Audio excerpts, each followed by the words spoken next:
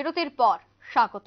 সড়ক নির্মাণের জন্য সরকারের তরফ থেকে অধিগ্রহণ করা জমির সঠিক দাম বা মূল্যের দাবিতে নির্মাণ কাজে বাধা দান করল প্রায় 120 জন জমির মালিক। ঘটনা মেলাঘর থানাধীন মেলাঘর বাজার থেকে বর্তলি ন্যাংটা দরগা পর্যন্ত সড়কে। ঘটনায় জানা গেছে যে 1966 সালে সরকার কর্তৃক রাস্তা নির্মাণের জন্য ওই এলাকায় জমি থেকে অ্যাকোয়ার করা হয় প্রায় 3.5 কিলোমিটারের দীর্ঘ জমি। তাতে 119 জনের মধ্যে 106 জনের নামে নোটিশও আসে।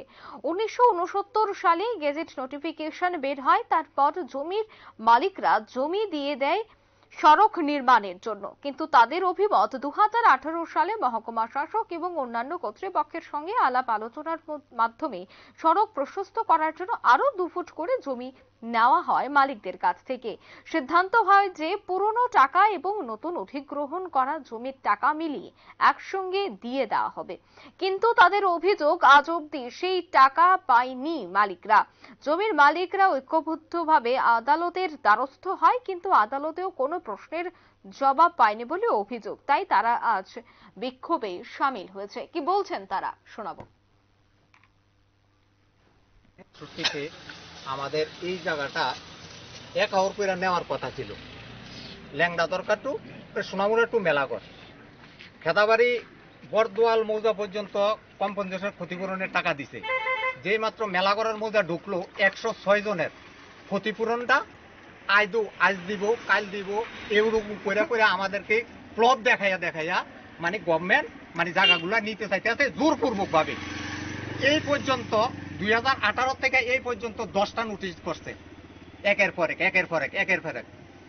2018-তে PW department, executive, SDM, DCM, এলাকার নেতৃত্ব, মিউনিসিপ্যালিটির সবাই মিললে মুকুন্দ প্রসাদ বাড়িতে একটা মিটিং হয়েছে। মিটিং হয়ে কইছে এই রাস্তাটা 2018 নভেম্বরের দিকে রাস্তাটা আমরা পাস দিয়ে দিতাম। মার্চ মাসে নাকি রাস্তাটা ওই কন্ট্রাক্টরে কাজ না উড়াইতে বলে তার বড় ক্ষতি হইব। সেই মোতাবেক আমরা তাদেরকে বিশ্বাস করে আমরা তাদেরকে রাস্তাটা পাস দিয়ে দিলাম। রাস্তাটা পাস দেওয়ানোর পরে আমরা 2018 নভেম্বরে আমরা আমাদের একটা দাবি সনদ এসডিএম কাছে দিলাম। 5 বছর গেল এসডিএম স্যার দাবি সনদটা আমাদের দেখলো না।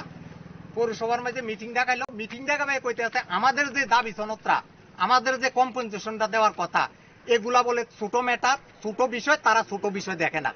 আমরা তারা মানে ক্ষতিপূরণ দিত না। যার নিরিখে আমরা কোর্টের দ্বারস্থ হয়েছি। আমরা কোর্টে ডকুমেন্টস গুলো সাবমিট করছি। কোর্ট একের পরে তারা নোটিশ দিতে আছে, তারা নোটিশ রিসিভ করে না। তারা কোর্ট আবার তারা কইছে বাইরে রেজিস্টার পোস্টে তারারে মানে নোটিশ গুলারে পৌঁছাই দিতে, এইভাবে পৌঁছাই দিতে আছে। তারা এর মধ্যে তারা 5-6টা এর মধ্যে 3টা নোটিশ দিচ্ছে। এর মধ্যে 3টা নোটিশ দিয়া এইভাবে জোরপূর্বক ভাবে ফোর্স করাই আমাদেরকে। তারা যে নোটিশ দিচ্ছে আমরা 67-এর একটা ইতান আছে, আর আমরা গ্যাজেট নোটিশ দিচ্ছি 1969-এ। তো এখানে 106 জন যোদ্ধার জায়গা নিচ্ছে।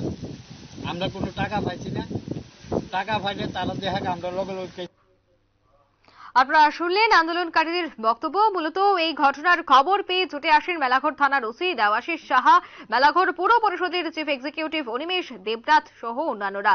কথা বলেন যে কাজে বাধা দানকারীদের সঙ্গে। তারা এসে এলাকাবাসীদের সাথে কথাবার্তা বলেন এবং উনি বলছেন যে আলোচনার মাধ্যমে গোটা বিষয়টি সুরাহা করা হতে পারে।